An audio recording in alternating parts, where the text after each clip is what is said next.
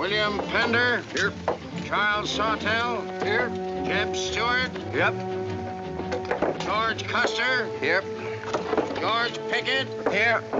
Robert Holliday. Yep. James Longstreet. Yep. Carl Rader. Yep. Philip Sheridan. Here. John Hood. Hey, Jim. Take a look at this saddle sore. You think that's serious enough to report? I don't know, George, but I'm certainly going to report mine. You boys can have the cavalry. Me, I'm going to apply for the infantry. Tired of playing housemaid to a temperamental mare. That's the first good news your horse has ever heard. Go on, Gertrude, kiss him for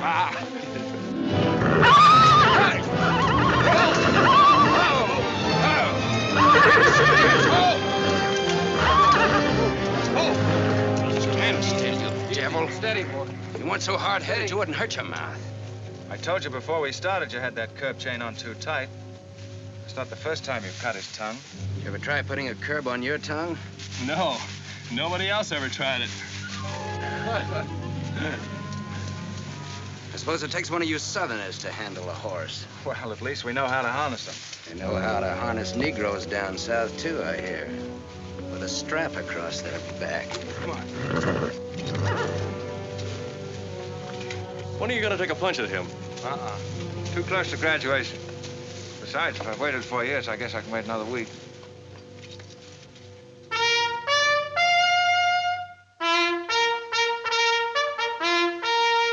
breaking up of the American Union, as it now exists, is the basis of my plan. And that destruction must be made upon the issue of Negro slavery and on no other. The Union must then be reorganized on the great principle of emancipation. This object is vast in its compass, terrifying in its prospects, but sublime and beautiful in its issue. A life devoted to it would be nobly spent or sacrificed. If the federal government and its constitution are opposed to my way of thinking, the fault is not mine, but theirs. And I shall continue to oppose them with every means and every weapon at my disposal. Who wrote that inflammatory rot? A wise man by the name of John Brown. Where'd you get it? That's my business. If you don't like it, you don't have to listen to it. You meant it for me, didn't you? Take it any way you like. Sure he meant it for you. He tried that abolition stuff on me till he found out I came from Kansas. Never mind, Bob. Come on, Jeb. Let's turn in. There's no regulation against a cadet having his own ideas. But there is one against spreading treasonable policies. You find the truth hard to take, Listen, Raider. I know the truth of this problem far better than you do. The South will settle it in its own time and in its own way. But not through the propaganda of renegades like this John Brown or any of his followers. You mean that renegade line to include me? Look up your oath of allegiance and answer that for yourself. I'll answer that right here and now. I've taken a lot from you Southern snobs. For 50 years now, you've been watering your precious family trees with the sweat of Negro slaves, piling up wealth and snobbery until now you think you own the government and the army. And anybody who disagrees with you is a lying renegade, a rabble-rousing traitor. Well, you get this from me, Stewart. And all you other Mason-Dixon plutocrats. The time is coming when the rest of us are gonna wipe you and your kind off the face of the earth.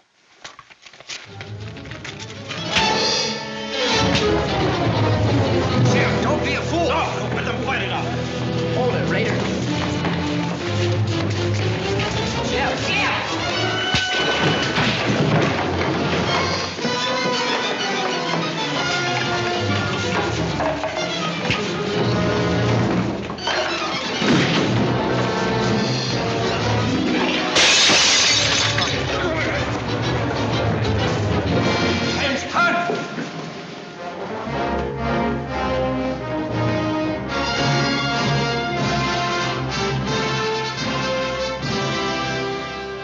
I've been aware that a disturbing force has been active among the regiment of cadets. The exact nature of this subversive campaign and the persons responsible for it have not been fully known to us until this moment. Stewart, by every rule of the academy, you should be discharged from the service. And your associates are no less guilty for their part in this outrageous affair. Colonel Lee, any blame in this matter is entirely upon me. It's my sole responsibility, sir. That's not quite true, sir. It was my fault. We're all equally responsible, sir. That's right, sir. That's right, sir. If I believed that you were guilty alone, Stewart, I should have sent for you alone. As for you, Custer, and the rest of you, you must be taught that lying to protect a friend is sometimes an extremely dangerous practice. I'm not so greatly concerned about the fight itself as I am about its cause. All 7 of you men have violated the first sin of military conduct, the traffic and violent exchange of political ideas, which are not the affairs of an American soldier. You must be punished, and punished severely. I shall request of the War Department upon your graduation next week that all of you be assigned to the most dangerous branch of the United States Army. The 2nd United States Cavalry, now stationed at Fort Leavenworth in the Kansas Territory.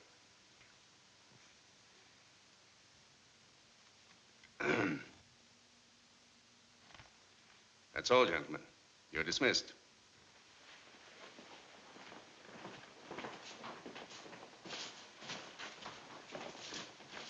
Now send for Cadet Raider. How can you beat that? Fort Leavenworth, suicide station. Kansas and the Santa Fe Trail. What a piece of luck. That's it, and the cavalry, active duty, promotion. Why, we'll all be generals while the rest of these fellas are still shades. Oh, that's desolate country, Jeff. Nothing grows in Kansas but trouble. What are you talking about? I great up out there, didn't I? I suppose he's not. Oh! Yeah, wait till I get you boys out there. Man alive, that's my stamping grounds. Well, Hey! Cheers for Kansas! Come on! These pamphlets were found in your quarters. Dozens of them. Together with a letter written by a member of the abolitionist party, instructing you to distribute them among those cadets who appeared to be sympathetic to their cause. How long has this undercover activity of yours been going on? Long enough. Very clever idea of your fellow conspirators to plant an agent in our midst. Your dishonorable discharge will be drawn up at once, and you'll be given until sundown to remove yourself and your personal belongings from the limits of West Point. Good.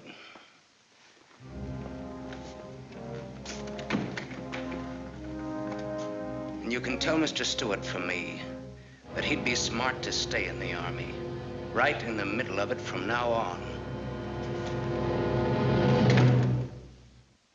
Cadet William Q., Ohio.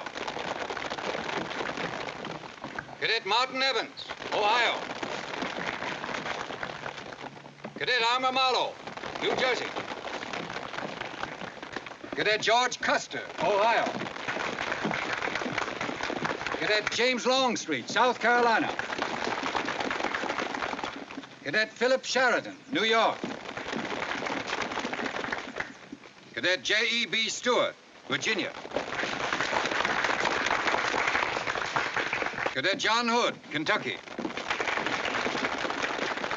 Cadet Robert Holliday, Kansas Territory.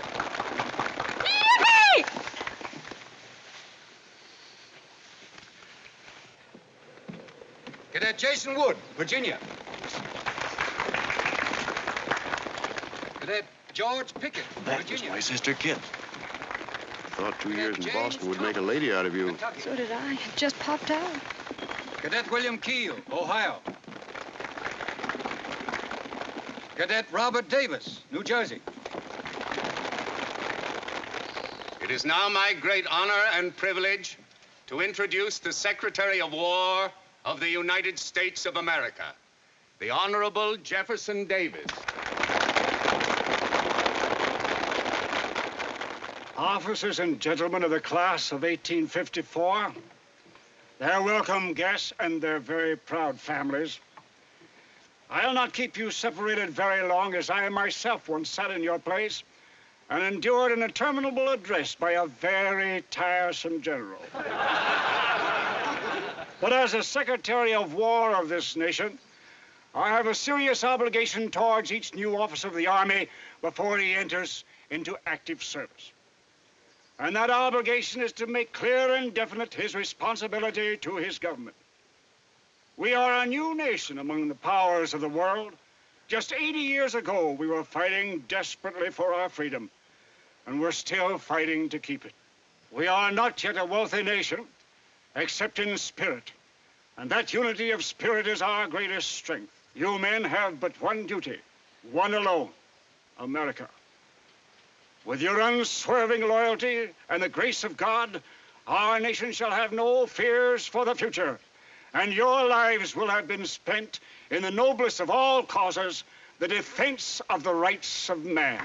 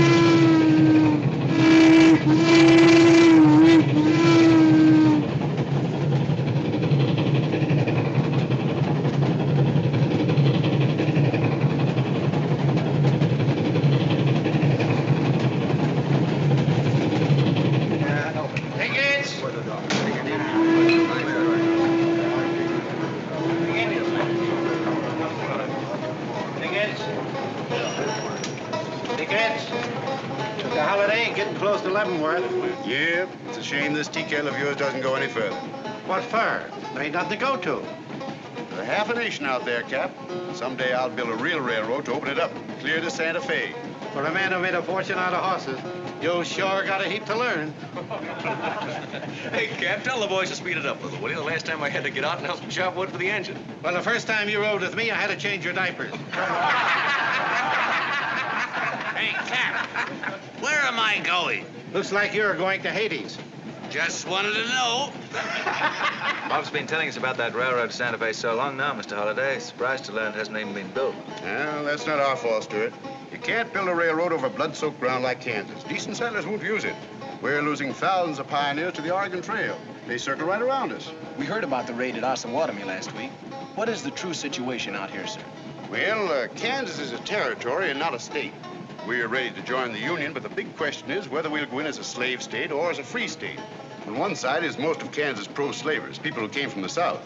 On the other side are the abolitionists, led by John Brown and his sons. Between those two elements, they've made Kansas a boiling pot of rebellion and massacres. That's why the Army sent you boys out here to Fort Leavenworth. See, suicide station. It's quite an honor. Excuse me, will you, sir? Surely. You know, the first time I saw you at the graduation, I thought of what Napoleon said when he first met Josephine. What was that? He said, I never knew this savage land they call America could breed such perfect beauty in mortal form. Thank you. That's a lovely line. Yes, isn't it? George has been using it for years, haven't you, George? I wish I could think of nice things like that to say. You wouldn't like what I'm thinking now. You were going to tell me something more about Kansas. Yes, what do you do on Saturday nights for fun here? Well, as I remember, half of Leavenworth takes a bath and the other half gets drunk. And since there are only 2 bathtubs in town, things get kind of exciting around midnight. Kid! By the way, how'd they ever come to name you Kit Carson Holliday? Well, Mr. Carson and my dad were very good friends, and they were so sure I was going to be a boy that they named me before I was born. Oh, I see. Well, I'm certainly glad they were wrong. Me too. Me too. Me too. Hey, conductor. Yeah? What are you going to do about that? About what? I'll tend to that. Hey, I thought I told you them Negroes had a ride in the last coach. Their tickets give them the right to ride wherever they please. Now, I don't want any trouble with you, mister. And you better leave us alone. Well, I don't know what this country's coming to. Tickets? Stop shaking, Hannah. There's nothing to worry about. We're only a half an hour from the border. If we don't hurry, they'll be across the border. All right, go ahead.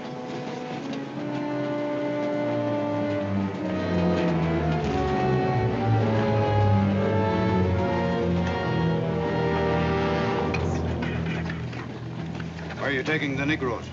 What business is that of yours? We're asking the questions. Are they free or bond? Here are the papers. You can see for yourself. Yeah, that might mean something if we didn't know who you are. But don't you make a move. We're taking you and them off of this train while they're still in Missouri. Now, come on, get up, all of you.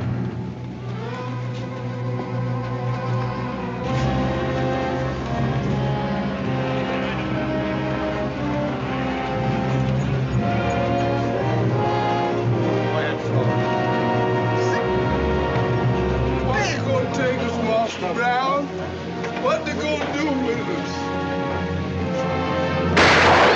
Stop it!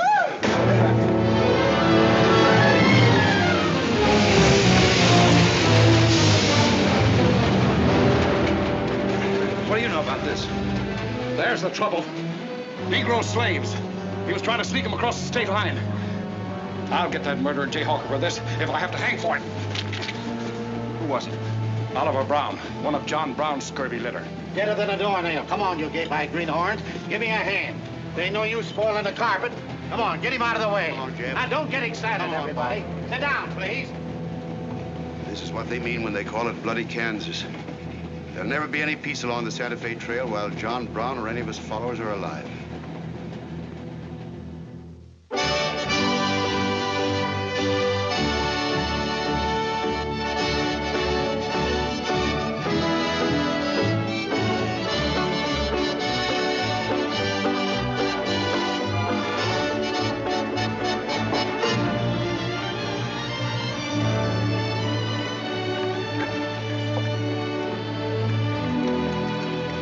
Now, this is the present terminal. I propose to come down here to Wichita, then along here, across the Arkansas River, along the Cimarron River, over here to Las Vegas, then on into Santa Fe.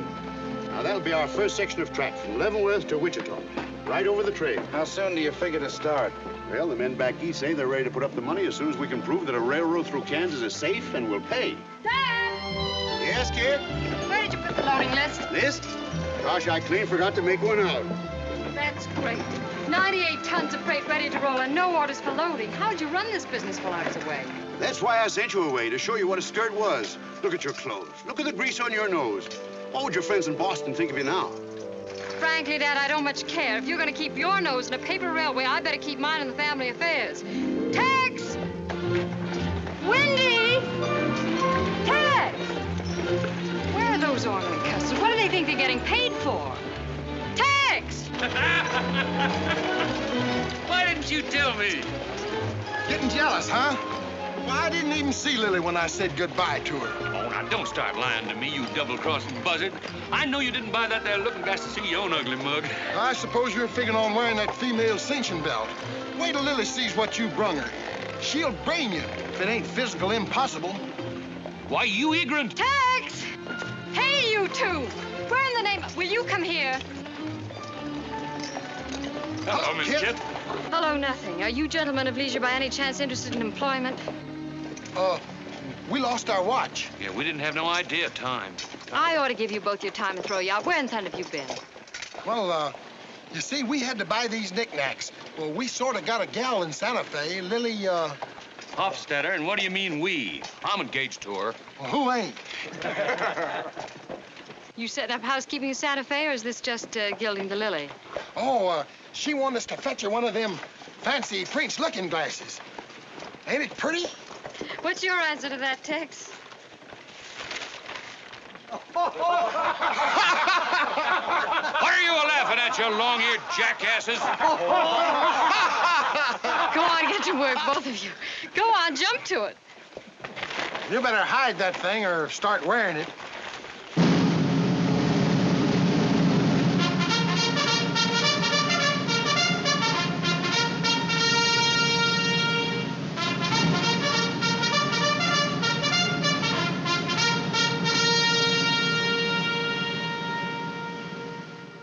I'm going to put you new officers straight from the start. This is Fort Leavenworth and not West Point. You were sent here to man a frontier garrison. 3 of the officers you're supposed to be replacing are buried back of the hill in the little military cemetery. The other 4 haven't been found yet. The Regiment of Mounted Rifles has only one job, to keep the peace in Kansas. And we're here alone. There's no other fort between us and Santa Fe. And we're proud of that responsibility. We've got a tough reputation in the Army, but they respect us in the West. See that it stays that way. Order of the day. Lieutenants Longstreet and Holliday, take B Troop and put them through close order drill. Lieutenants Stewart and Custer will take 8 men as an escort for the freight caravan, leaving at noon for New Mexico. Draw the usual supplies and report to me for final orders.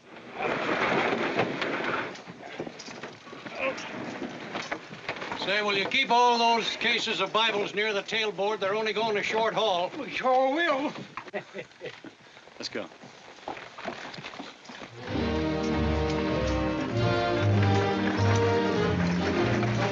Convoy ready, sir. We're ready if you are. Good. I hope you have a nice, quiet trip. On any other kind, I'll lose money. Oh, we'll try and save you that. We'll see you in 6 weeks, sir, with luck. Just keep your eyes open, boys, and move fast. You'll like the scenery, but don't trust it. Right. Goodbye, sir. Goodbye, Stewart. Goodbye, Custer. All right, men, get ready to tie down those wagons. Check everything. Corporal, detail 2 men to cover each wagon. Yes, sir. Bill, move all these barrels over there for the next load.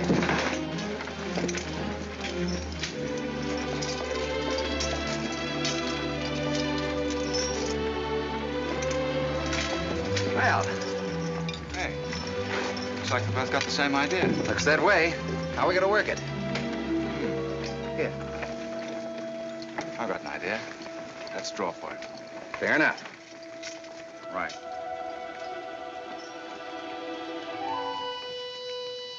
I got the long one. Hey, wait a minute. Where I come from, long man loses. Tough luck, old man. Here, hold my horse.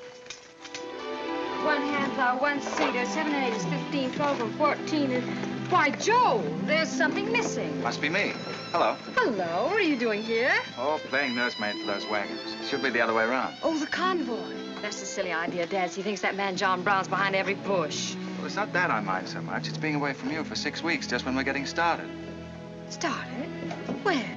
Look, I've only got a few minutes left, so I've got to be fast. You haven't been exactly slow for a couple of days. I've never seen such a pair of whirlwinds as you and George Custer. Oh, George, poor old George. Well, never mind about him. Look, kid, I might as well tell you before I go. I'm completely crazy about you. What? No, wait a minute. Let me finish. I needn't warn you about army life. The pay's bad. I'd never be home. You'd probably be a widow in 2 weeks. I see. Have you thought of any particular names for the children? No, be serious, will you? This might be the most precious moment in our lives. I hope not. Not in these clothes. Haven't you got any heart at all? Yes, I have. And it's going to stay right where it is. I don't know a thing about you, Jeb Stewart. My brother thinks you're wonderful. But then he was dropped on his head when he was a baby. Well, at least you'll let me kiss you goodbye, won't you? Oh, well, it's quite an honor, but no thanks. I don't really deserve it. Well, hello. Say, this is quite a surprise. The corporal's looking for you. Says it's very urgent. I'll bet. Kit, we'll take this up later, right where we left off. Now, George, don't be long-winded. Listen, Kit, we're due to leave in a minute now. There's something I've got to tell you. I'm head over heels in love with you. George, you sound just like an echo. Oh, Kit, pardon the interruption, George, old man. Kit, there's something I forgot to ask you. Have I got any real competition? How do you think any girl would answer a question like that? Well, she'd tell me the truth. Then you'd both be crazy. Get going, you bullwhackers. Through desert heat and dust, your throats will soon be choking. Your head's about to bust. No water when you're thirsty. And all you get to eat is aromatic antelope and sun-baked buffalo meat. That's right, boys. We may not even live to get our pay. But even if we don't get paid, there ain't no job we'd trade for hauling freight from state to state along the Santa Fe. Hauling freight from state to state along the Santa Fe. Yippee-yi-ki-yay. There's trouble riding with us all the way. Did you think over what I said, Kit? Every word. Take care of yourself, George. Don't worry about that. Goodbye, darling.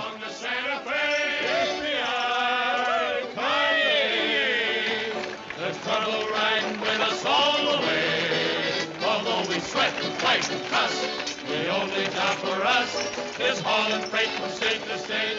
Make a little bet, kid? Sure, on what? Those 2 boys? I'll give you 3 to 1. I can name the winner. That's ridiculous. Which one do you want?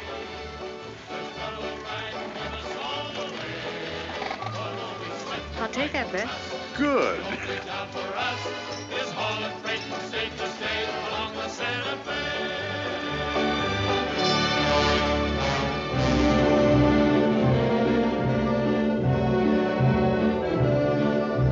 And to instruct all volunteers not to enter Kansas unequipped, nor to display their weapons to public view. Let that be understood beforehand. Warn them also... Not so fast, Father. Warn them also that our plans must be known to ourselves alone. That they join me in the clear knowledge that all traitors to the cause must die, wherever caught and proven to be guilty. Tell them that we stand by one another while a drop of blood remains, that under no threats or pressure do we make confessions.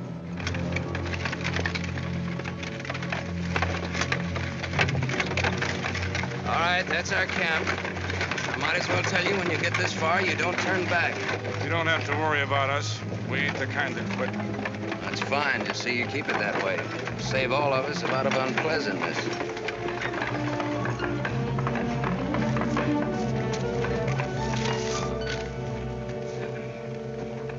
You've been delayed.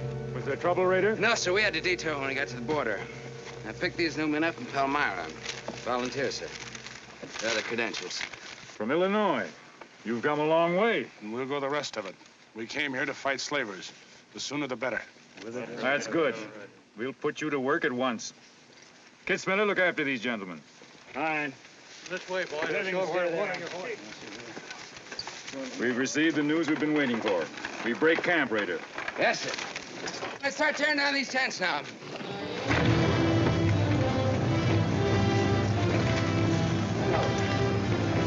Oliver. He's hurt.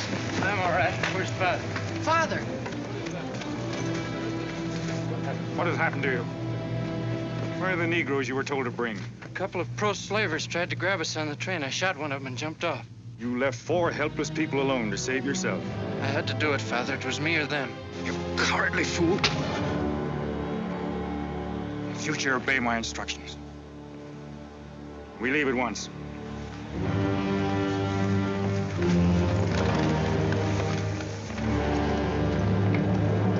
All of you, down upon your knees.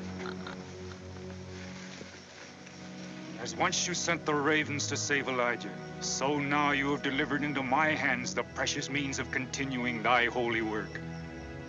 The Lord our God is a great God, a mighty and a terrible, who regardeth not persons nor taketh reward. The Lord is a man of war.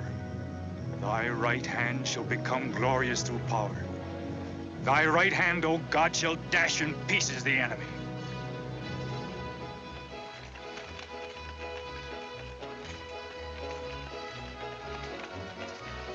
Hey, Oscar! When we cross the river, you watch out for that wagon that's got my looking glass. Hey, Tex, these horses are pretty tired. When are we going to make camp? Oh, as soon as we cross the river, and then we'll be out of danger from both sides. You know, Lieutenant, I'm sure glad we're leaving civilization. It's getting too dangerous for a peace-loving man. I run into some of them abolitionists once, but who's this feller John Brown that talks so much about? Oh, as far as I know, he's just a dirty old windbag. In fact, he's just your type. Either of you ever meet him? No, but 2 of them fellas he killed at Osawatomie were friends of mine. You mean Jim Doyle and Alan Wilkerson? Yeah, and that's the reason I'd sure like to meet up with this here Mr. John Brown. He's got no quarrel with people like you, Tex. You do much better to leave him alone. Well, you can count me in anyhow. Even if he ain't harmed no friends of mine, I sure hate to miss a good fight.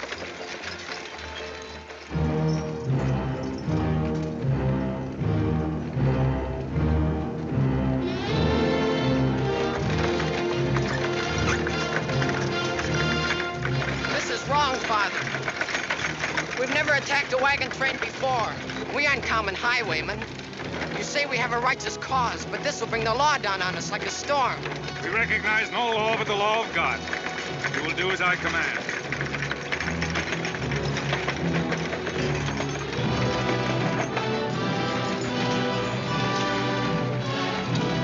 Take your men back, Raider. Wait for my signal.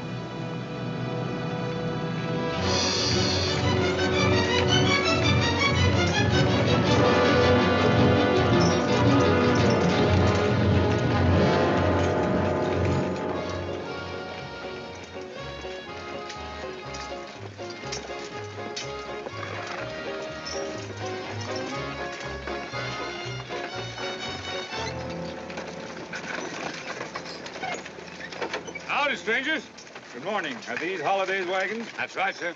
My name is Smith, Jonathan Smith of Newton. Oh, well, what can we do for you? I believe you are carrying some freight consigned to me. Oh, it might be. Have you got something to show for it? I have this receipt from the shipper. Come a long way with an empty wagon, haven't you, Mr. Smith? Newton's about 100 miles from here. My home is in Newton, sir, but my place of business is much closer to the trail. Oh, I see. I thought your horses looked pretty fresh. 8 cases of Bibles. That's right. Come on, Wyndham, we'll unpack these Bibles for the parson. Jason, bring up your wagon.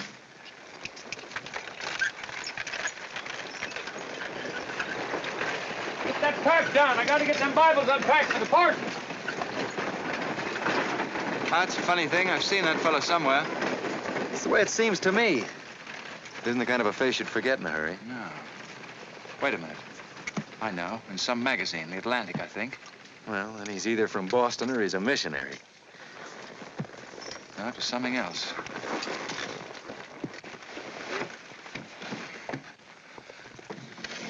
Been a lot of bad trouble over across the river lately, Mr. Smith. That murdering skunk John Brown's on the loose again. Better keep your eye peeled for him. Thank you. We shall. This stuff sure is heavy for Bibles. How would you know? You ain't never even saw one.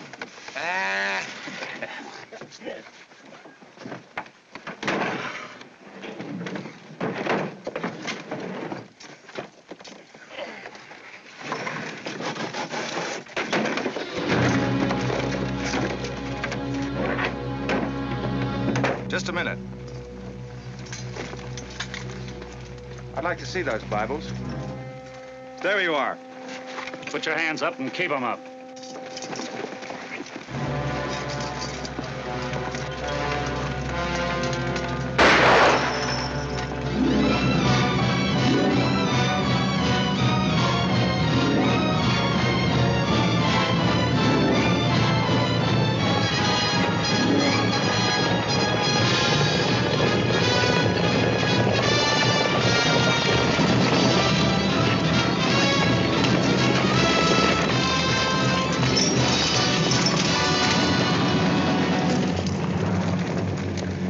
You to make no move towards your gun. Bring up the other wagon. Now then, quickly with those other crates.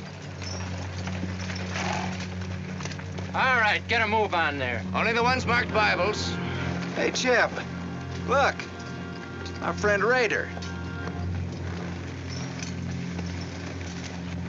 Well, this is a surprise. And a commission in the cavalry, too, huh? I see you've got the commission you were after. Do you know these men, Rader? Yes, sir, very well. This one, Stewart, comes from a rich slave-owning family in Virginia. He called you a lying renegade once, and I jumped him for it. John Brown, him? John Brown? John Brown? I have nothing personal against you men, but I will deal harshly with any interference. I might have known you'd wind up with this outfit. Well, that's one of the troubles with the Army, Stewart. They don't teach you to think ahead. They do one smart thing. They teach you never to turn your back on an enemy without first making sure he's harmed. Stop this. We'll not saddle ourselves with a killing just to satisfy your personal quarrels. One more murder won't mark you any deeper than you are now, Mr. Brown. I intend to be a marked man. Back to your horse, Rader. Back to your horses, all of you.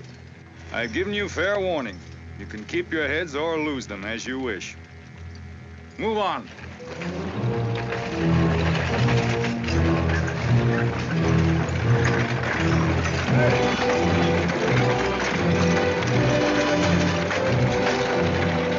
I saw what was in those cases, George. What? Contraband, rifles and ammunition. Gosh, then we've been delivering Bibles with triggers on them. Let's take a chance. Everybody, take cover and open fire. Dismount! Take cover!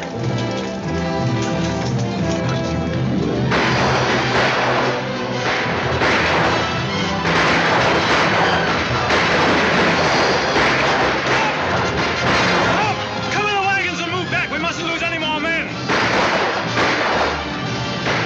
Get back! Running. They're getting away. No, they're not. We're going after them. Hey, wait a minute. They outnumber us 3 to 1. Well, if it makes you nervous, don't count them. Come on. Everybody mount and follow me. Everybody mount. Come on, Shave Tail. Here's where I get your medal. Forward!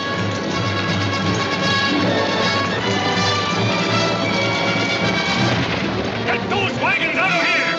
Come on! Quickly!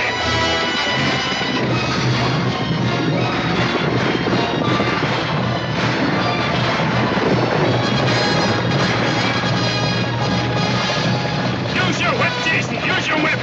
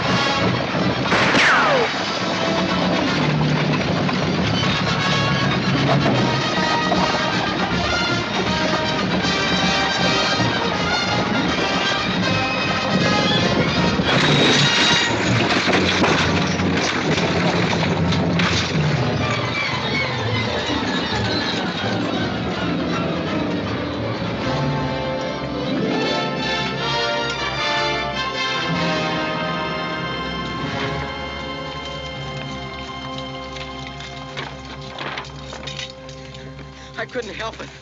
I didn't do anything. All right, son. Nobody's going to hurt you. Who are you? Jason Brown. Brown. You one of John Brown's sons? Yes. Yes, but I never did anything. He made me go along. I never killed anyone, I swear it. I'm getting out. I'm quitting. You've got to take me with you. All right. Bring a horse up, George. Bring up the horses. Have to carry him back. The boy's badly hurt. It's his father's madness really striking home now. Chev, there's a purpose behind that madness. One that can't easily be dismissed. George, you've seen the needle on a compass, haven't you? It's got a whole card to swing around in, but it always wobbles back to the north. What are you driving at? Just this. I've always known where your sympathies lay. It never affected our friendship, and it never will. But it isn't our job to decide who's right and who's wrong about slavery. Any more than it is John Brown's. I guess you're right, Chev. I'm sorry. That's more doggone fun than I've had since we got hemmed up with them engines. Yeah, well, the next time we shoot at a common enemy, you let me do the shooting. Boy, my gullets as dry as a powder horn. Here. Get up. You busted Lily's looking glass. When she looks at herself in that, she'll think she's 100 years old. Or more. Of course we're aware that firearms are contraband in Kansas. Do you think we'd have accepted those boxes as freight if we'd known what they actually contained? Well, I'm just asking, that's all. Doesn't it seem strange to you that Dr. J. Boyce Russell, the most prominent religious leader in America, should be sending rifles marked as Bibles to John Brown? How can I control the marking of crates? We once received 3 tons of gunpowder marked birdseed. Well, then you'll have to examine every crate you haul. What? For all we know, this contraband may have been slipping through for months.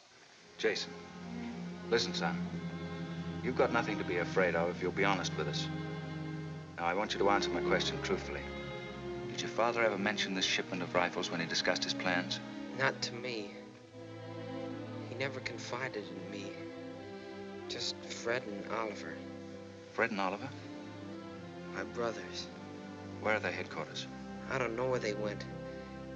They have a dozen places. I don't know.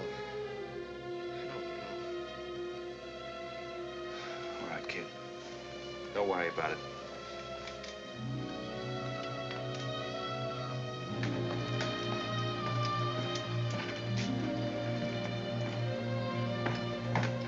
These guns are no mistake. Anyone with the best interests of Kansas at heart can tell you that. No bandy-legged bushwhacking soldier can talk like that about the holidays. We've got as much interest in Kansas as the United States government, and a darn sight more investment. We were here before the army came, and by Godfrey, we'll be here when you're gone. If you think you can... Sir. Well, Stuart, what did you find? Very little, sir. The boy's either too badly hurt or too frightened to talk. We leave immediately. Have them sound assembly. Yes, sir. What was that you called me? A gall-darn bandy-legged bushwhacker. Now go on.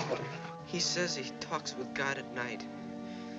But God doesn't tell people to kill one another, does he, miss? He's a good man in a lot of ways. But he's changed since Osawatomie. Those people he killed. They got down on their knees and begged him for their lives. But he struck them with a sword. Him and Rader and Kitzmiller. I was there. I saw it done. I tried to stop them, but they pushed me aside. Yes, that's how it was. We're starting at once. I'll take the first troop west to Tecumseh. Stuart, you and Custer will take the first platoon of B Troop and search thoroughly from Clinton to Dutch Henry's Crossing. Is that clear? Yes, sir. These are your orders. Find John Brown and bring him back here, alive if possible. His force is well armed now and strong in numbers. We also suspect that new volunteers are drifting in from the east to join him. Be on the lookout for them as well. Retire to your respective troops.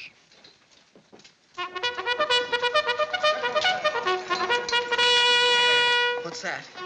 They've caught some more of us. No one's been caught, Jason. Not even you. You've committed no crime to be afraid of. I'm sick of being afraid. I'm sick of hiding like a hunted thing. I want to walk free like other people. You will, Jason. You're safe now. No, I'm not. Not as long as he keeps killing and thinking that he's right. He can't be right, can he, miss? I don't know. His reasons may be right, Jason. They may even be great and good reasons. But what your father is doing is wrong. Terribly wrong. And he'll keep on repeating that wrong as long as he lives. Then I'll never be free of him until one of us is dead. I know that now. My life don't mean anything. But if he dies, maybe this whole scheme of his will die with him. I'd rather have it that way. His life. Even if he is my father, against many thousands. I'm gonna tell you where to find him. Oh, Jason, I'm not trying to... I'm gonna tell you anyway. In the house of Shubal Morgan, in Palmyra. That's where they went. That's their headquarters. Tell the soldiers. It's better that way. His life against many thousands.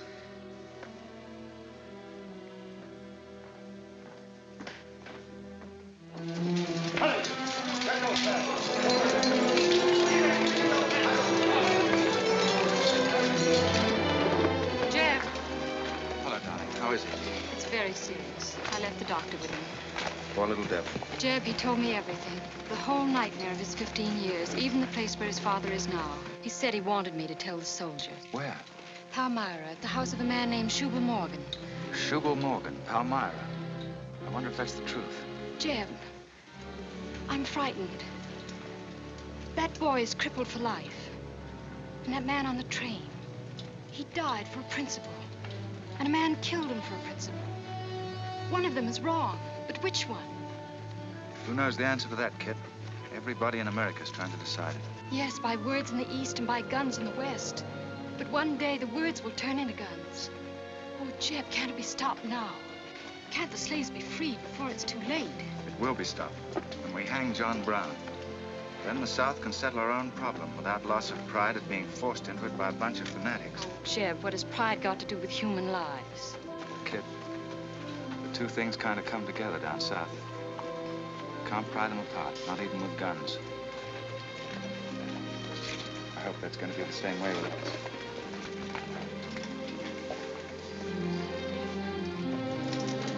Uh-oh, that's me all over, Clumsy Custer. Or can I get into this, too? Yeah. Sure. It's like you're in on it. Don't miss much, do you? I've seen you work before, son. That's where I learned. Just credit one more to my account, kid. I like to let the interest accumulate. Well, goodbye. Goodbye, George. Kid, don't be long, Jeb. No, goodbye. Kid, remember this, will you? I love you. Put that in your little bonnet and keep it there until I come back. I'll remember. Goodbye.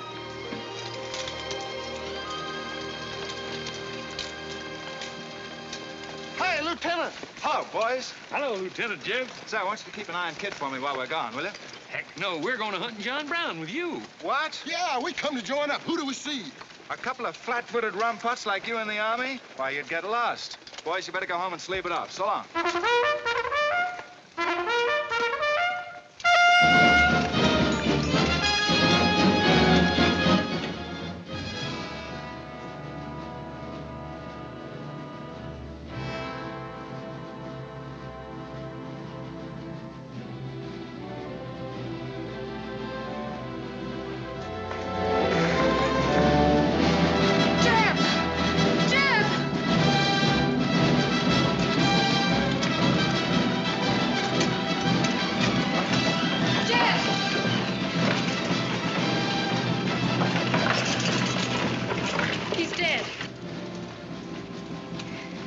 Find John Brown. Tell him. We'll try to find him. Goodbye.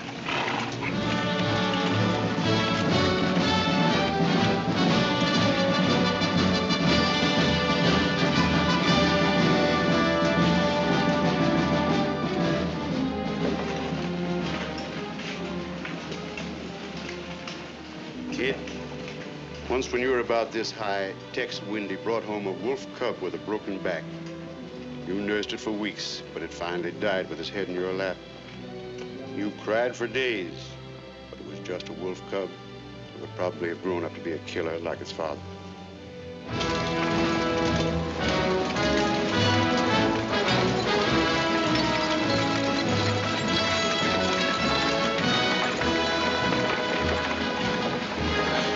What has being flat-footed got to do with riding a horse? Calling me a rumput's what hurt me. I ain't had a drink since noon.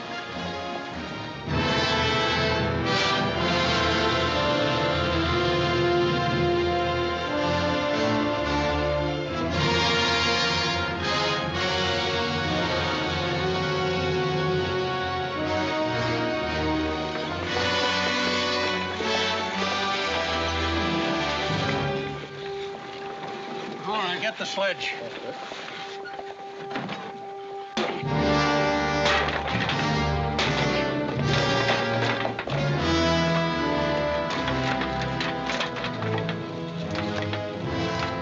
Sure is expensive salt pork, Mr. Morgan. Not the way we get them. Look them over and stack them in the barn. Yes, sir. This looks like the best shipment we've had yet. Wonder what Rader's worked up about.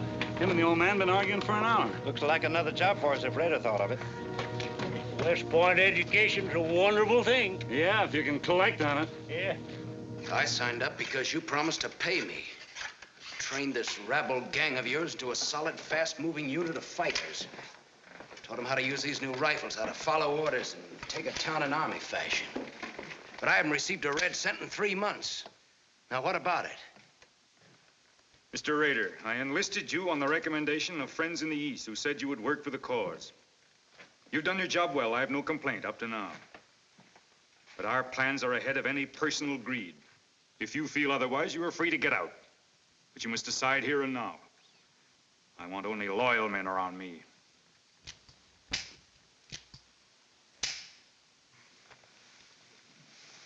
You've no argument with my loyalty. I proved that at Osawatomie and every other town we've raided. But you hired me as a military expert at a set price. Now, I'm only asking what's rightly due me. And I say that you will receive it in time. Only let me think in peace.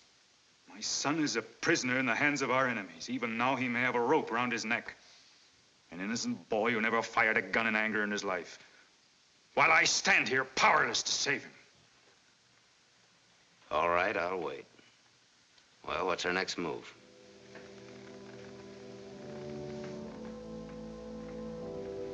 The Bible has said an eye for an eye and a tooth for a tooth.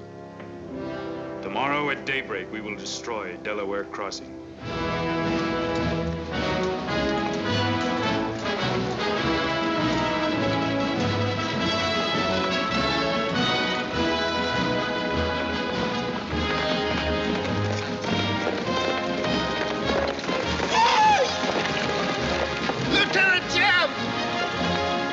troop, halt!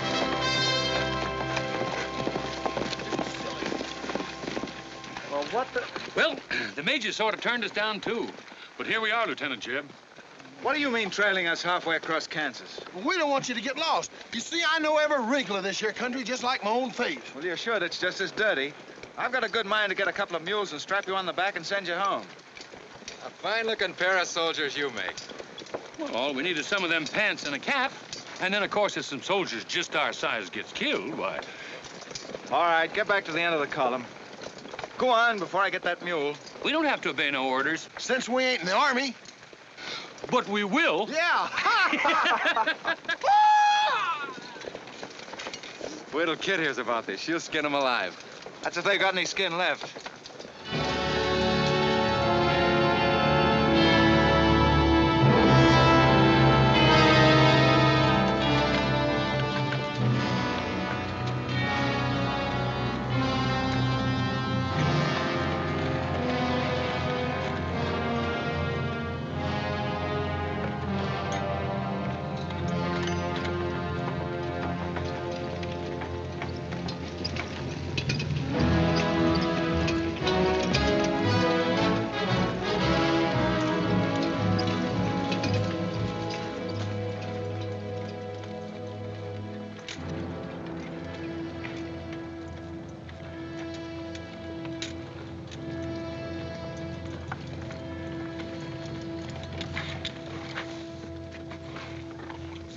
Who did this? John Brown. How many men did he have with him? Around 100, maybe more. How long since he left? 3, 4 hours. We lost count of time. Well, you're the man that had the run-in with one of the Browns on the train. Is this in revenge for that? Yes. We're free staters here. Brown always knew we'd get him someday, if he didn't get us first. Well, I'll leave you some men to help you bury your dead. They'll see you back to Leavenworth. We don't want any help. This is our fight. We don't want you or nobody else to finish it. I'm going to take care of John Brown myself. Get on your way, soldier. We got work to do. I know how you men must feel about this. But my orders are to break up all armed forces. Yours, John Brown's, or anyone else's. I'm sorry, but if you organize under arms, I won't be able to draw a line between you. That suits us, if it's got to be.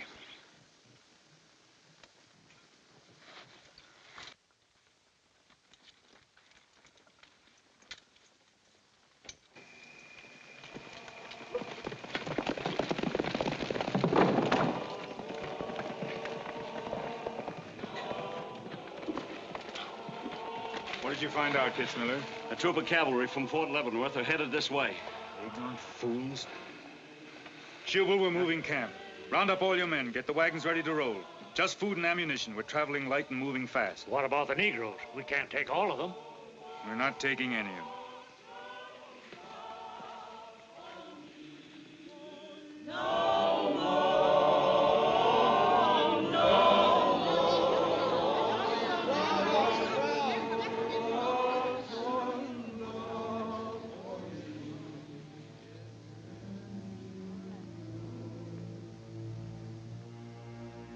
My children, the hour of deliverance I promised you has come. I am leaving Kansas now to continue God's holy work. For Gideon took 10 men of his servants and did as God had said unto him. And it was so that he did it by night. And when the men of the wicked city arose early in the morning, behold, the altar of Baal was cast down. Please, Captain Brown, what did that mean? What you gonna do with us? Means that you are freed, the first of many millions to whom I shall give freedom from slavery. Does just saying so make us free? How we gonna live? Get food and shelter? There are many good people in Kansas who will give you work and protection. From now on, you must fend for yourselves, as other free men do. My work here is done. Praise God. Glory, bless God, we's free. The captain done kept his word, we's free. We's free, we's free.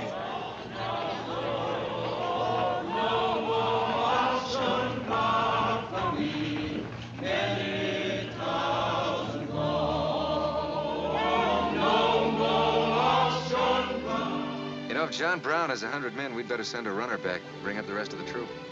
Better do it tonight. I'm going into Palmyra, George. You alone?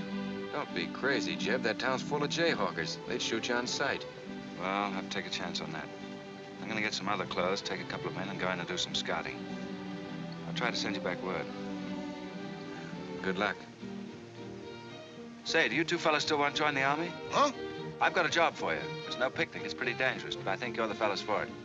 What do you say? Do you mean we're going to have a real cap and a uniform? Mm-hmm. Well, we might have to be buried in them, but it sure sounds like a deal.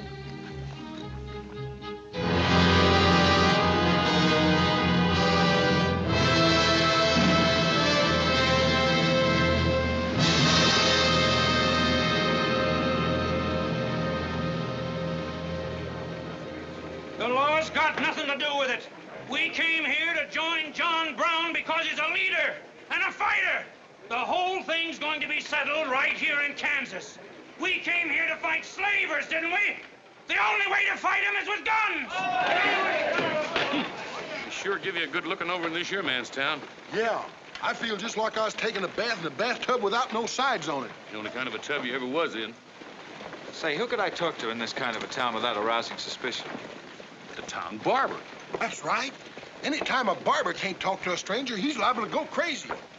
Town barber. Hmm? That's it.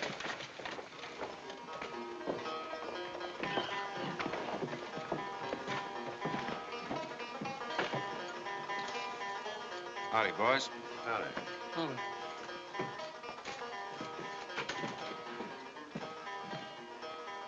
Pretty good-looking horse for this part of the world. Yeah. Kansas is all right for men and dogs, but it's pretty hard on women and horses. Say, look at that brand.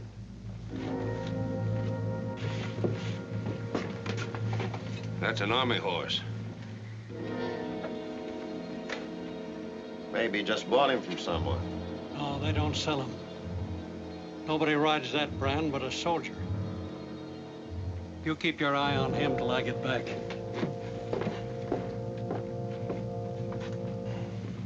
You still got that creepy feeling about this place? I don't know whether it's that or these here chiggers, but something's creeping over me. Why don't you scratch and see if it goes away?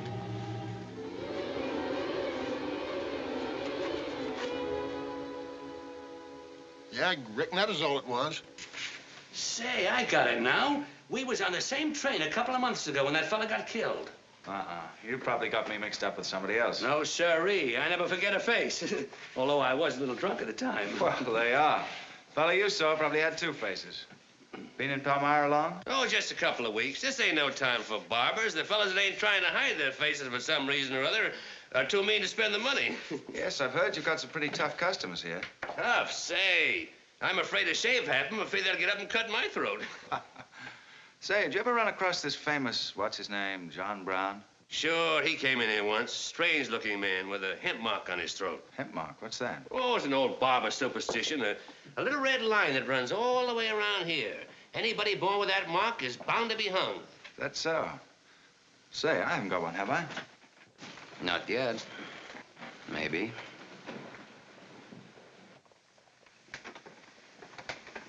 Well, well. Keep your hand away. Get it.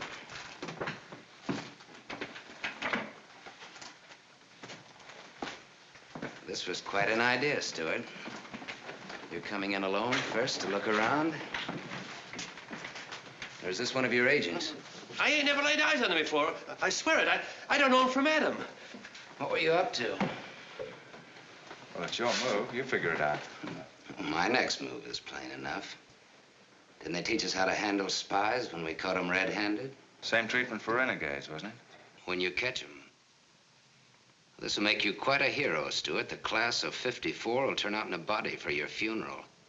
They may even hang your picture in the West Point Library. There's worse places to hang. Get him out of here, Red, or we're wasting time. Just having a last few words with an old classmate of mine. And I had them coming to me. Come on, get up. We're gonna give you a good look at what you came to see.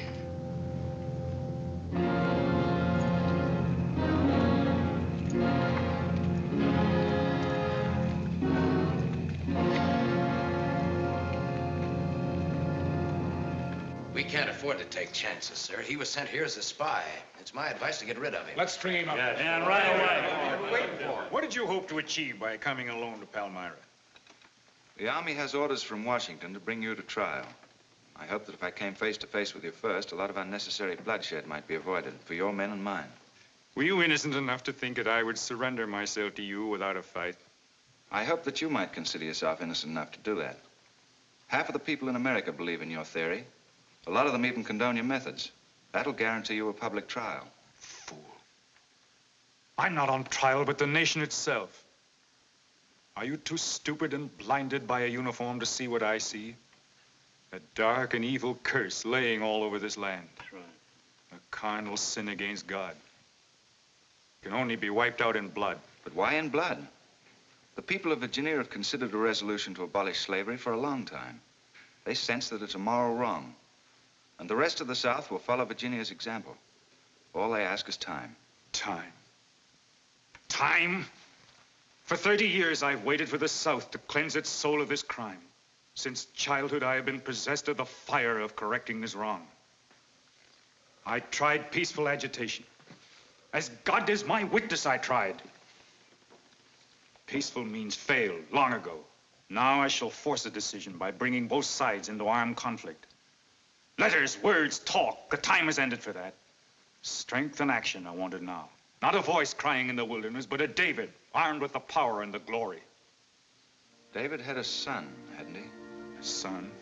Yes, Absalom, who deserted his father and went over to the enemy.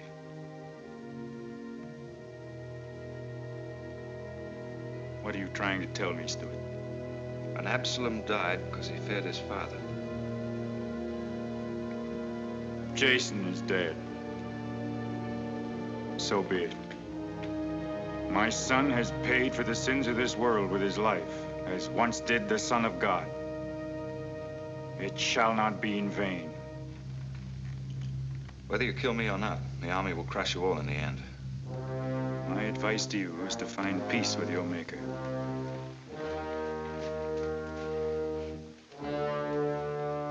Now the big one.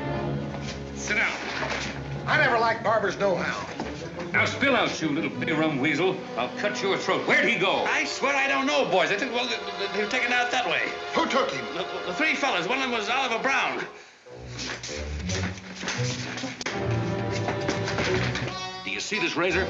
Well, I'm keeping it, and if you move a hair when we get back, I'm going to strap it on your liver and barbecue your carcass. Now, you stay where you are.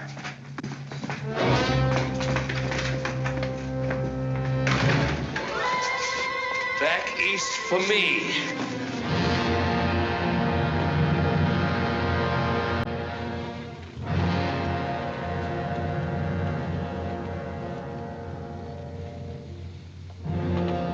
I called you all together as witnesses to hear my words. An enemy to the cause has entered our midst, stealthily and by night, with the purpose of planning our destruction. But the hand that has never failed us has come once again to our protection. It is not with malice or revenge that we take this man's life, but in just retribution, as befits all enemies of mankind, all enemies of God. Ready, sir.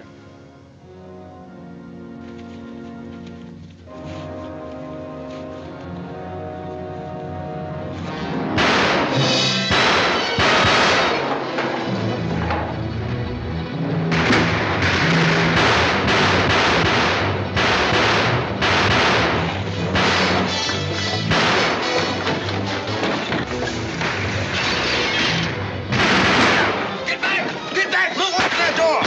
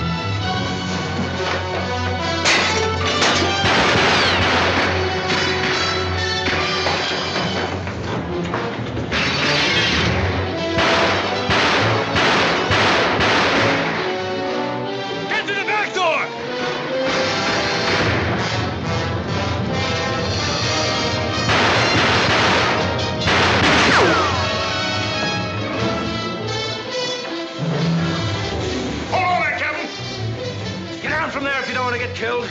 We's coming, boss. That white man talk like he's a friend.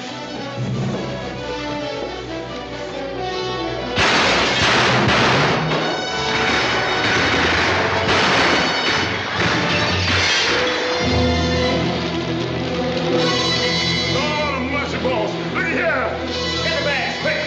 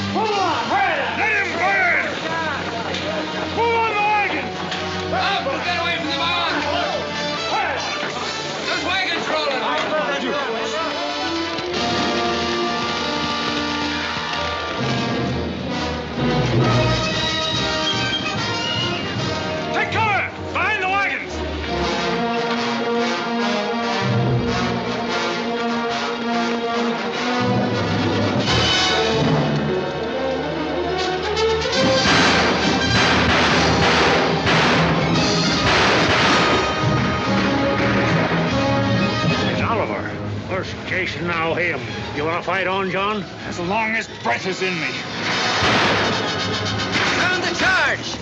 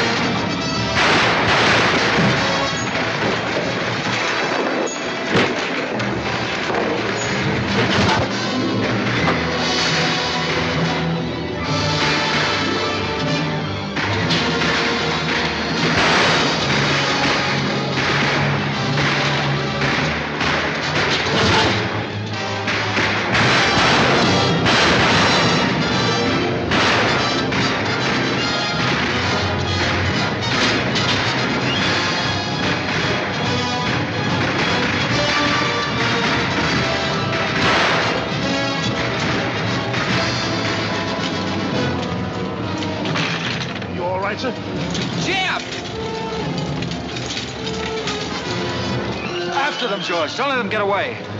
Load up!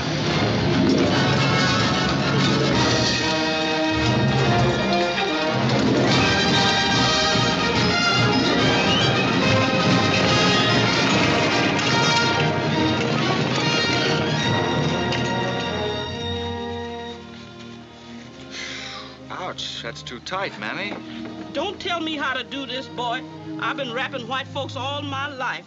When they was babies, I wrapped one end, and when they growed up and took on too much corn liquor, then I wrapped t'other end. Ah, so what made you leave home? Well, old John Brown said he's going to give us freedom. But shuckins, if this here Kansas is freedom, then I ain't got no use for it. No, sir. Me neither. I just want to get back home to Texas and set till kingdom comes.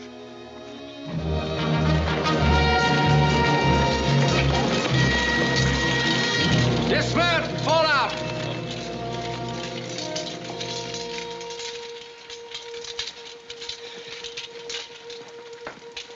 Well, we had a nice ride. Both ways. Lost him, huh? He and a few others got away in the hills. I think I hit one, Jeb. You ought to heard him holler. Heard him holler, you jughead? That was me. You shot my hat off. Well, it won't matter much. He's broken for good. From now on, he'll find every man's hand against him. Nothing will ever break the force of John Brown, Jeb. Not even death. Oh, you're wrong, George. He's finished. His force is broken forever.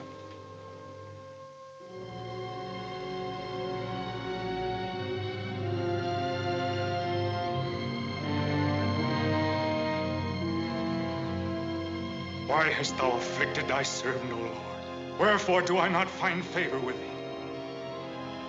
Why hast thou laid the weight of all this people upon me?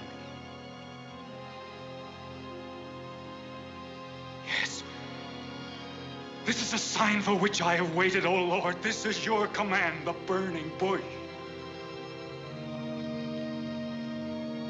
Let there be no peace in all this land until we have revenged ourselves upon thine enemies.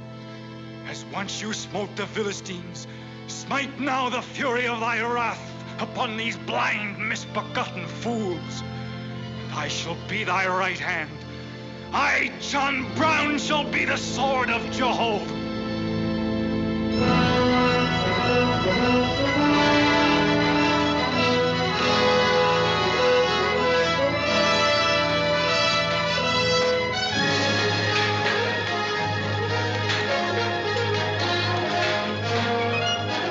Take a good look, gentlemen.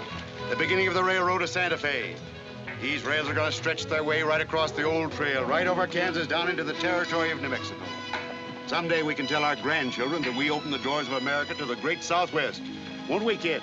You just build your railroad. I'm not guaranteeing anything.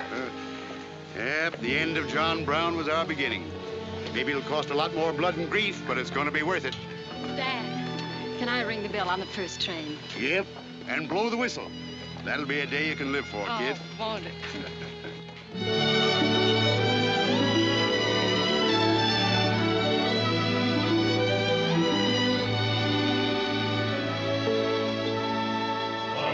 Fill your glasses, fellows, and stand up in a row to singing sentimentally. We're going for to go. In the army there's sobriety, promotion's very slow. So we'll sing our reminiscences of Benny Haven's old. Oh, Benny Haven's old. Oh, Benny Haven's old. We'll sing our reminiscences of Benny Haven's old.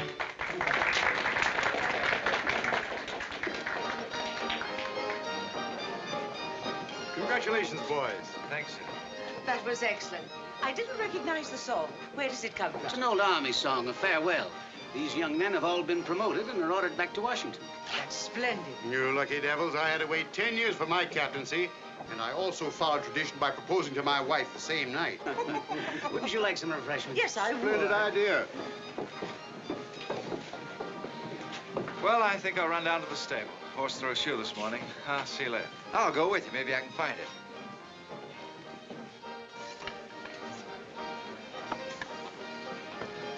What did you have to go and lie for, telling the Major we's the best barbecuers along the Santa Fe Trail?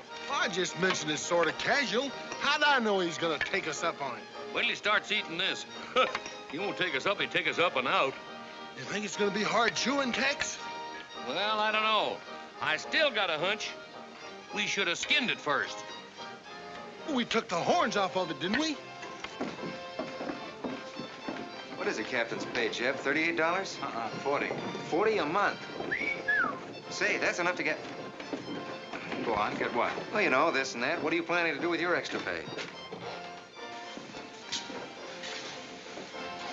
Exactly the same thing as you are, son. Want to draw straws?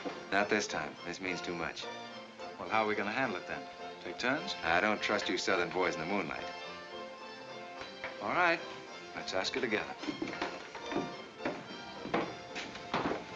Hey! Wait a minute. What is this, you loon? Come on, don't argue. Just come along and listen. There you are. George has got something to ask you, kid. You have the floor, George. Well, I don't know just how to start, Kit. But there's an old Indian woman who hangs around the fort and tells people's fortunes. She's supposed to be a wonder at it, and... well... Yes, George? Well, she said I'm going to get married soon to a very beautiful girl. Did she, George? That's very nice. Pretty slick opening remark. Kit, were you ever by any chance a blonde? Why, no. Not even as a baby. Are you sure?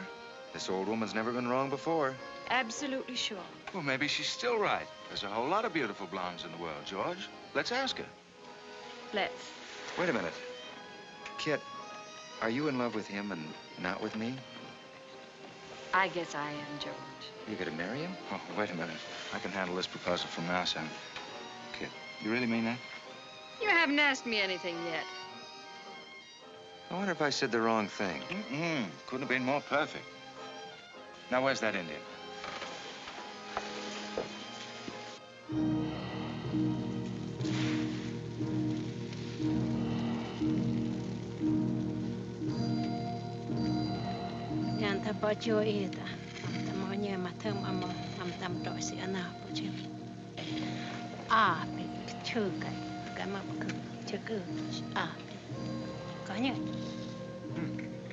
What'd she say, kid? You know the lingo. She says that this is one of the last times we'll all of us be together as friends. Now ask her something sensible. Who's going to be the first general? When is tam when he guns it?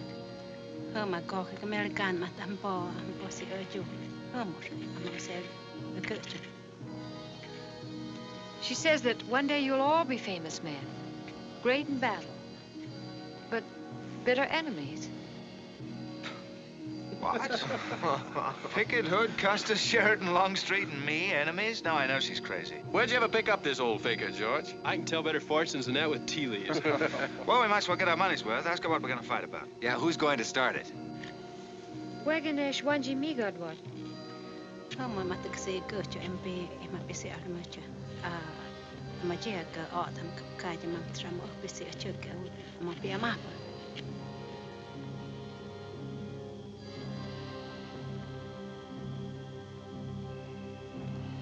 What's this?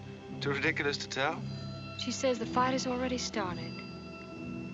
Somewhere in the east, a man is lighting a torch. Now, at this very moment, the two of us will help to kill him. But none of us can stop him.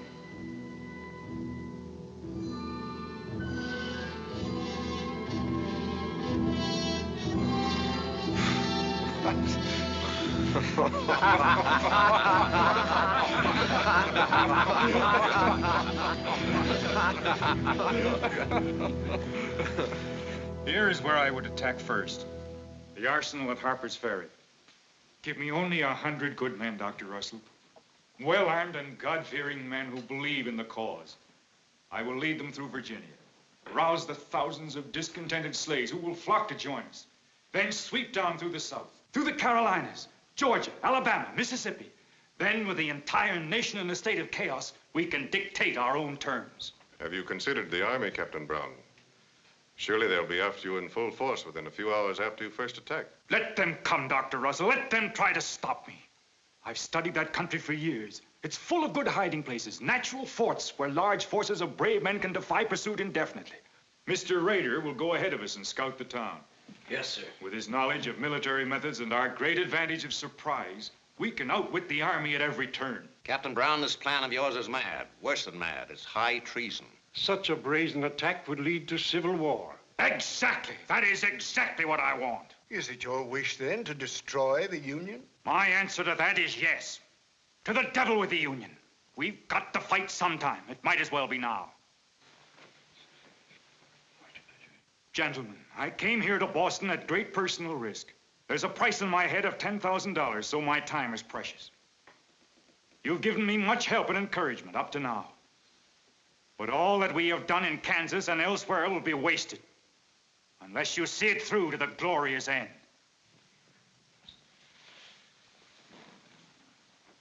How much money will you need?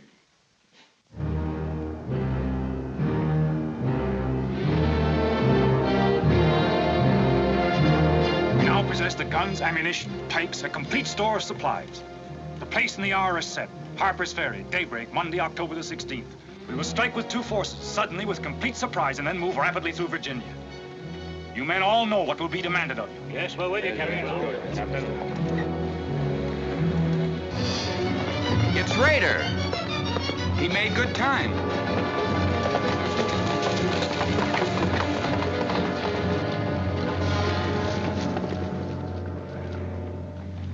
Well, what did you find? Speak up. Is anything wrong at Harper's Ferry? No, the town itself won't be any trouble. There's a bridge of the Baltimore and Ohio Railroad to be blocked, and we gotta cut that telegraph line to Washington. What about the government arsenal? It's guarded by only 2 men. Here, I made this rough map of the place. Good. Excellent. This is precisely what I wanted. We must first take some hostages from the town. That'll prevent an attack by the civilians, and we'll move directly on the arsenal. Well, there's something else. What? I want to settle our account. Back in Kansas, you promised to pay me what's due when you got the money. How dare you demand a settlement of a private matter? With the nation's hour of deliverance not 3 days off. Well, that's putting the cart before the horse, isn't it? I've done a job for you nobody else could do. So I was right at Palmyra. The cause itself means nothing to I'm you. only holding you to your word. Are you indeed? Have you forgotten so quickly my methods with disloyalty? I haven't forgotten anything. But you've got the money to pay me and you can't afford not to. Then add this to your memory. I haven't waited 30 years to bargain with a rogue at the final hour.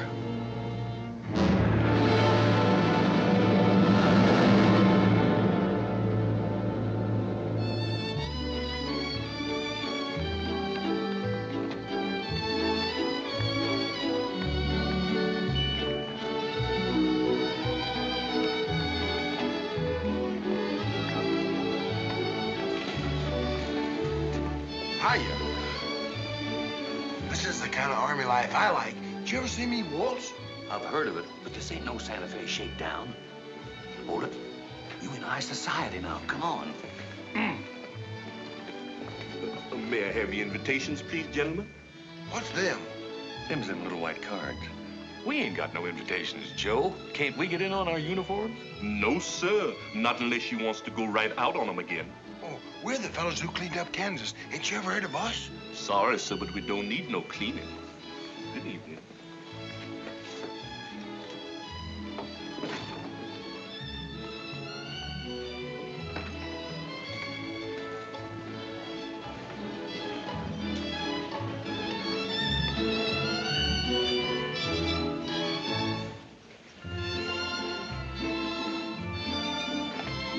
Hello, handsome.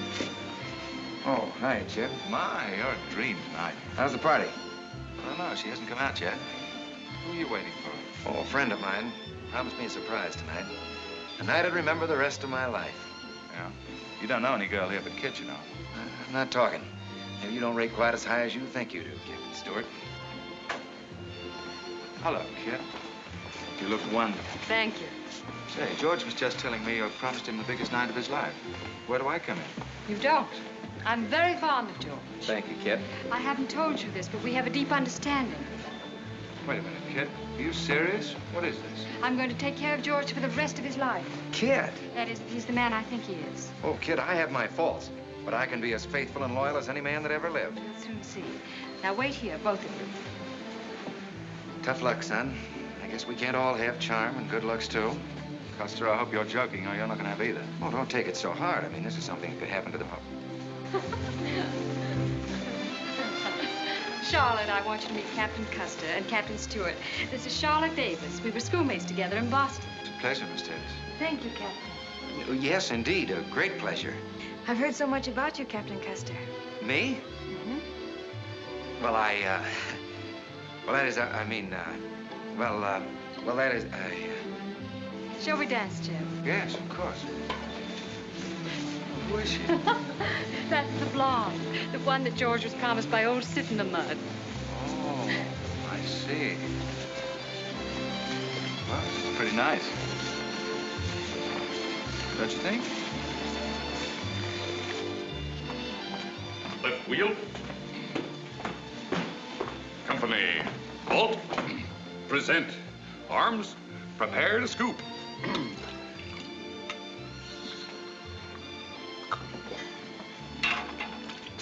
Yes, sir? Yes, sir. About face. Company forward. March. Eyes right. Right wheel. Well, there I was, right out in the middle of Kansas, facing 500 crazy fanatics, heavily armed. And me with only 15 soldiers. Good heavens, Captain, how terrifying. What did you do? I sized up the situation at a glance, dismounted, and walked straight toward him. Not alone. My dear young lady, there comes a time in every soldier's life when he must stand or fall alone. And if you knew the Army, you'd understand that he who hesitates is lost. Oh, how simply wonderful, Captain. Oh, it was nothing, really.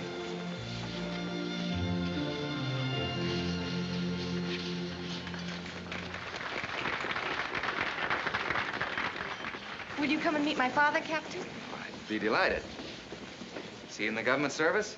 Yes, but I think he'll lose his job in the next election. Oh, that's too bad. Say, he should be in the Army. You know, politics don't bother us. He'd rather go fishing anyway. Father. Hello, Charlotte. Hello, Colonel Lee. Hi, dear. Father, I'd like you to meet Captain George Custer. Oh, but of course I met the captain at West Point when he graduated, didn't I? Yes, sir. Hi, Custer. I'm fine, Colonel Lee. We've heard good things about you. Congratulations. Yes, the captain's just been telling me how he put down the trouble in Kansas by himself. Splendid job, pile, man. Splendid. Wasn't there also a chap named Stewart, Jeb Stewart, connected with that campaign? Stewart? Yes, sir. He was around. Shall we dance?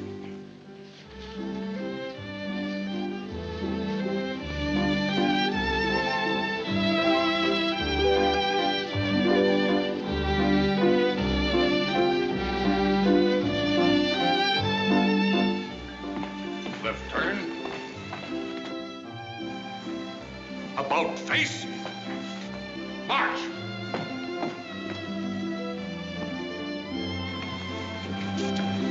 Jeff. Go away.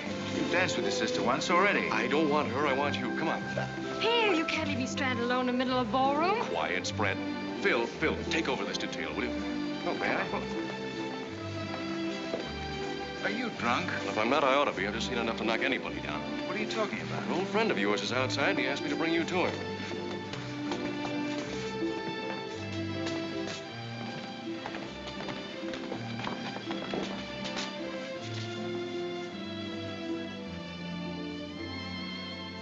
It's real. I almost touched it.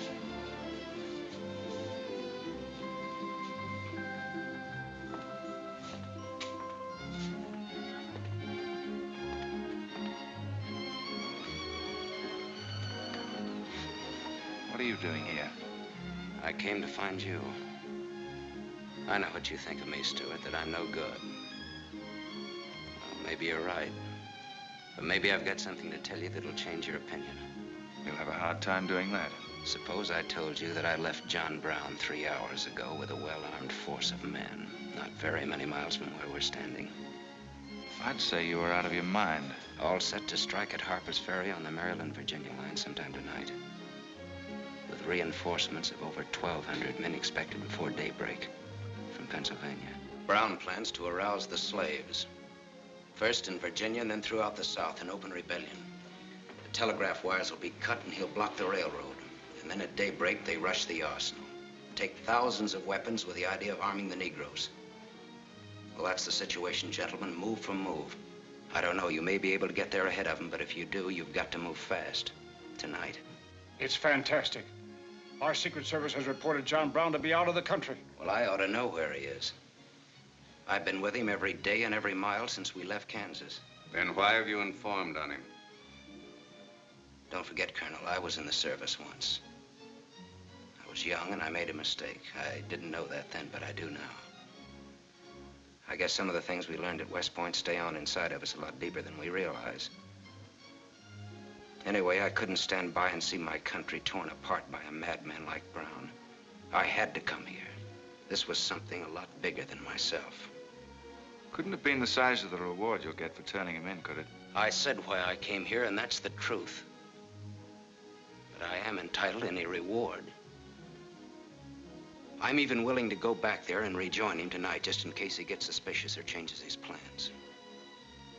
Now, what more proof do you want than that? I believe him because it's too dangerous not to. How soon can you start, Colonel? We'll be ready to leave in an hour. The officers are all here.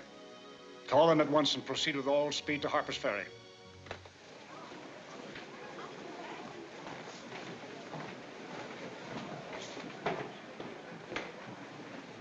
You have your orders, Captain Stewart? Yes, sir. Jeff, what is it? What's happening? John Brown. Get the little Davis girl to take you home, will you, darling? But why? But... I'm sorry, I can't explain now. No time. Try to keep the others calm. Tell them there's nothing to be excited about. Goodbye. Goodbye.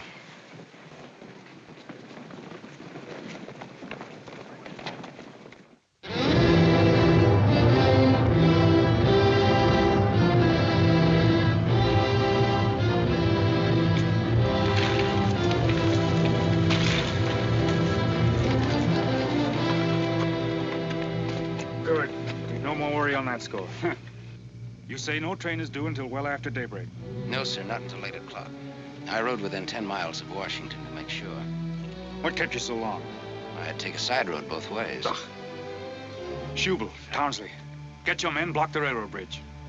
We meet below the arsenal at daybreak. Kitzmiller, go to the town with 20 men and get the hostages. You know the ones? Yes, sir. Rest of you men, follow me.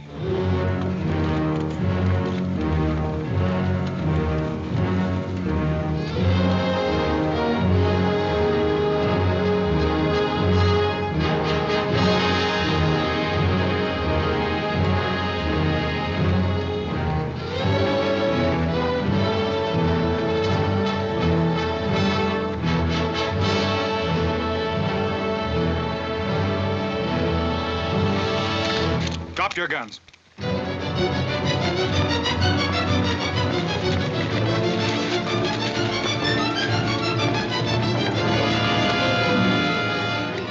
Captain, we got enough guns here to arm 1,000 men.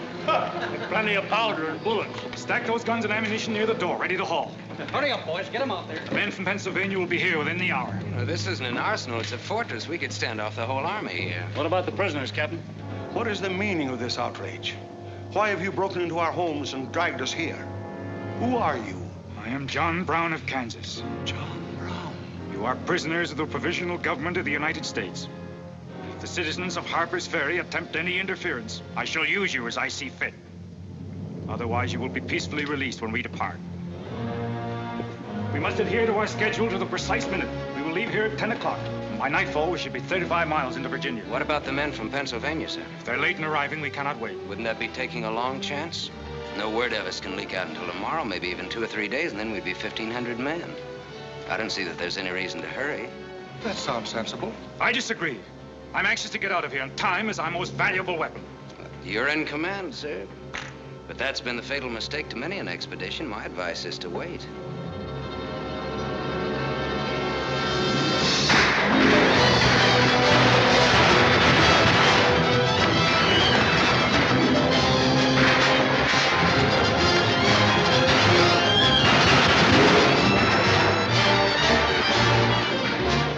Townspeople are firing at us.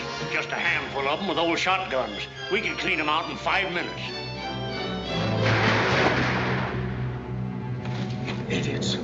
Why do they fight us? Can't they understand?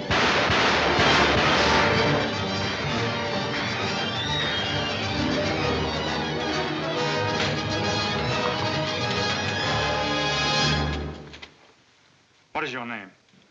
Brewer. If you value your life and those of your fellow townsmen, you will do as I say.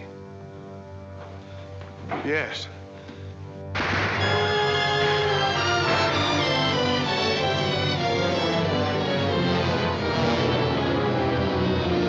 Stop firing! You are endangering the lives of your friends. John Brown promises that if we leave the arsenal in his hands, he will harm none of us. No! Run downstairs! We'll cover you! Quick!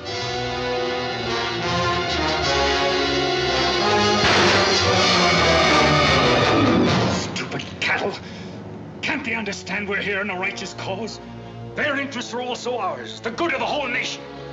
We'll leave a lesson at Harper's Ferry for the rest of the South to profit by. Wipe out those fools at the foot of the hill.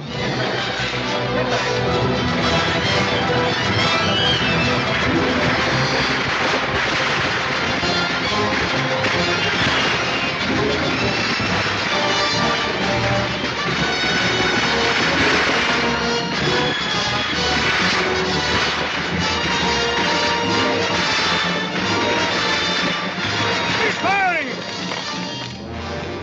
We're moving into the hills. Take all the weapons and ammunition you can carry with speed. It's well past noon. We can wait no longer for the Pennsylvanians.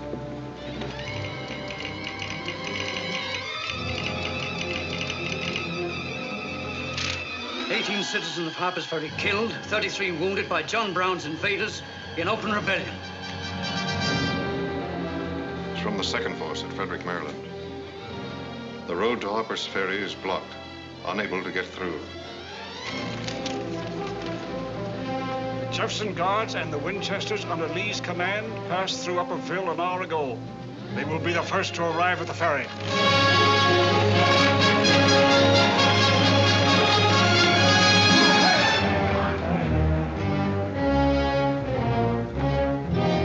What are you watching, Raider? The North Road, sir. The North Road is over there. This is the Washington Turnpike. Well, I thought our men might circle the town. That was not their orders. Help with the wagons. Yes, sir. Well, don't you think we ought to wait another half hour? It might be that...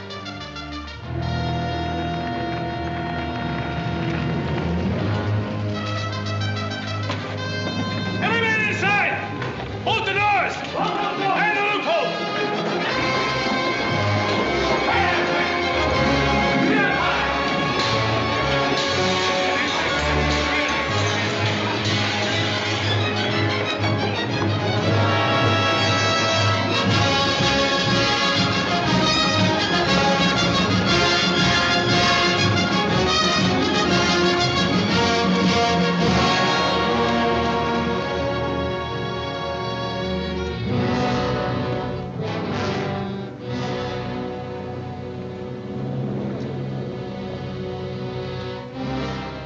Wait, you say. There's no cause to hurry. Wait. Yes, sure I did. I thought we had time. Stewart, Yes, sir? I want you to take this under a white flag to John Brown. Right, sir.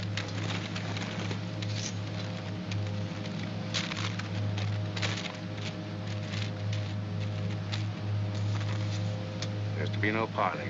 Yes or no? If it's a refusal, wave your hat to us. Right, sir. Hang on to this, will you?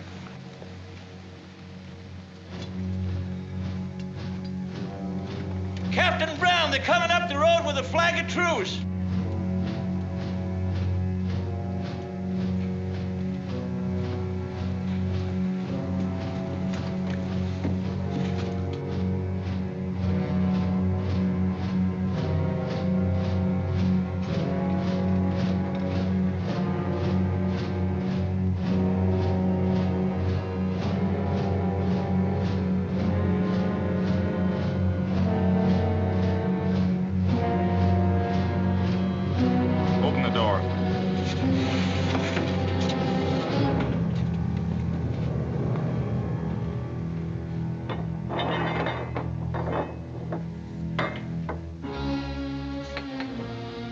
John Brown of Kansas.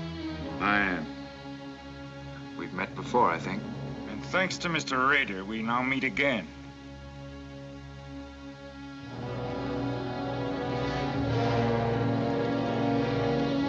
This is Colonel Lee's formal demand for your surrender.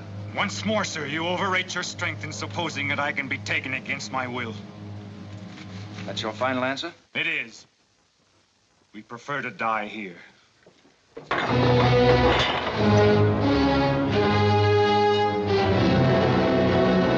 Prepare to surround them! Take Troop B to the right at a gallop, Troop A to the left at a gallop. Troop C, draw your carbines, dismount! Go!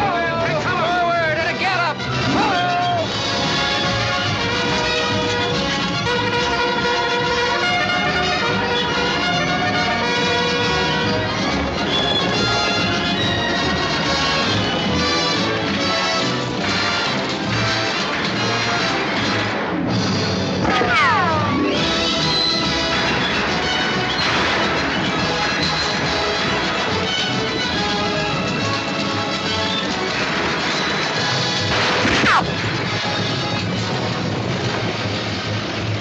Bring the right flank into position.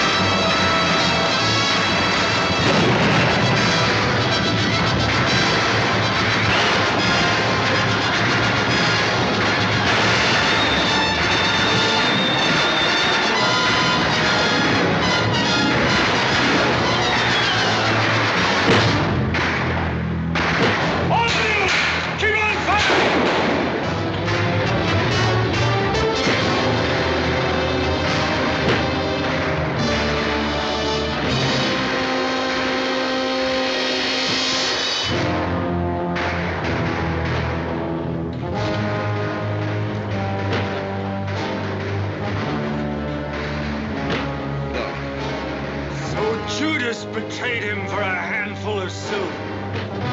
No.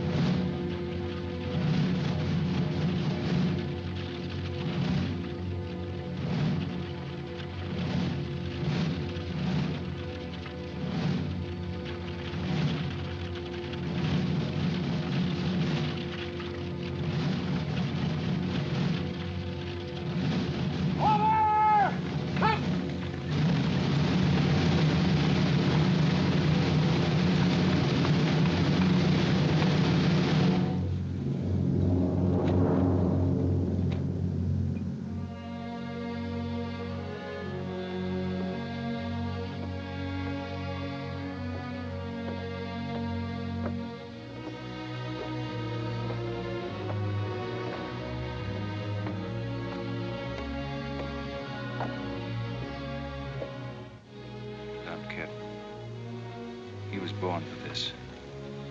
I'm not crying for him, Jed. I see something else up there. Something much more terrible than just one man. Have you any last words, John Brown? I am only walking as God foreordained I should walk. All my actions, even the follies leading to this disaster, were decreed to happen long ages before this world began. But I cannot remember a night so dark as to have hindered the coming day, or a storm so furious as to prevent the return of warm sunshine and the country at peace. I, John Brown, am now quite certain that the crimes of this guilty land can never be purged away but with blood. I let them hang me. I forgive them, and may God forgive them, for they know not what they do.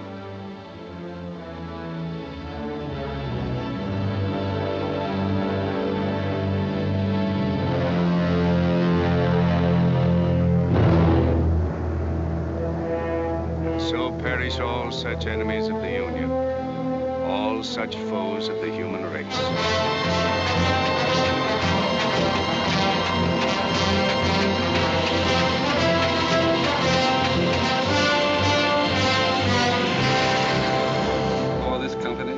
And there to have given and pledged their troth each to the other, and have declared the same by giving and receiving a ring and by joining hands, I pronounce that they are man and wife, united forever with ties that no man shall break asunder, nor the years disturb, whose shining paths shall run together from this day hence unto eternity.